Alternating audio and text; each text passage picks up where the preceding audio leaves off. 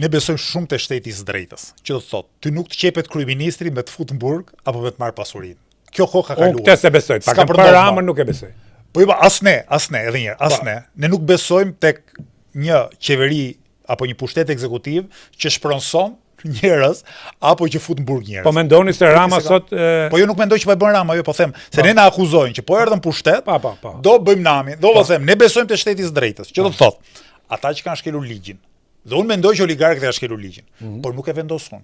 Qoftë dhe si kryeministër nesër, do ta vendosin institucionet e pavarura dhe të fuqishme të drejtësisë.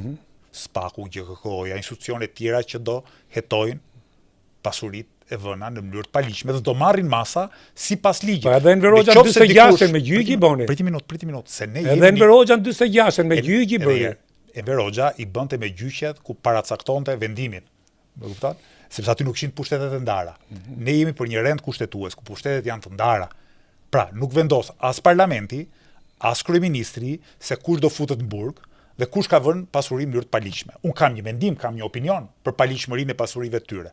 Mirë po do jenë institucionet e pavarura të drejtësisë, ato që unë shpresoj që do bëjnë punën e tyre dhe do ndajnë shapin nga sheqeri. Dhe nëse rezulton që një pjesë e pasurisë është vënë në mënyrë kriminale, është vënë në mënyrë korruptuar, është vënë në mënyrë të paligjshme, vetë kuadri sotëm ligjor kërkon që ajo pasuri t'i kthehet viktimës, që do të thotë popullit shqiptar. Sa koncensioni janë dhënë në Shqipëri, me kosto jashtëzakonisht të larta. Pse të mos e bëjmë një hetim të pavarur, po them edhe një herë, që i heton këto koncensione. Si e garanton këtë hetim pavarur? Si ata që e kemi Spakun. Kush është mendimi juaj për Spakun? A ka segmentet Spakut që po veprojnë një anshëm politik? Unë di të them që Spaku ka hedhë disa hapa të mirë përpara. Ende nuk po bën dot gjithë punën që do duhet bëj.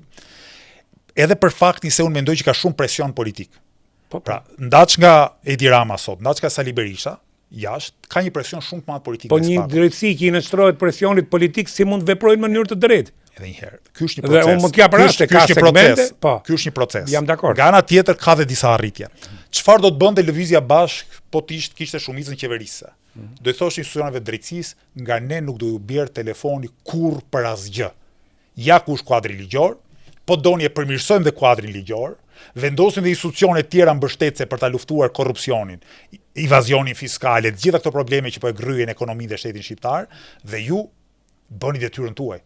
Nuk do ketë asnjë prokuror që apo asnjë gjykatës që do marrë një telefonat nga dikush, nga Lëvizja Bashkë, nga unë apo kushdo tjetër për mënyrën se si vendos. Ne besojmë shumë tek shteti i drejtës.